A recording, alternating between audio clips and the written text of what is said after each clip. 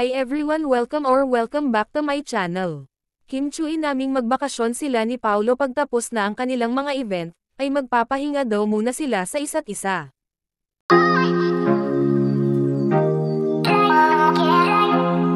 Kalat na nga ang mga usap-usapan kung saan ay kanilangan na daw na magbakasyon ang Kim Pao, dahil nga naman sa dami ng event ng dalawa, ay kailangan din nila na makapag-relax. Sa naging last interview nga ng Kim Pao ni MJ Felipe, ay naitanong sa kanila kung may plano ba silang magbakasyon, para mabigyan ng pahinga ang isa't isa, at sa naturang tanong nga ay si Paolo mismo ang sumagot kung saan sinabi nito na magbakasyon daw sila ni Kimi sa feeling ng isa't isa.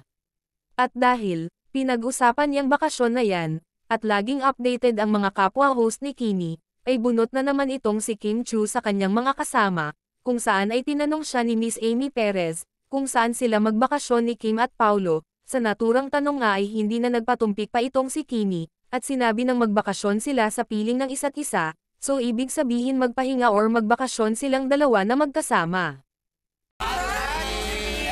After Dubai, saan kayo pupunta next? Magpapahinga na kayo, mag-vacation kayo. Ano?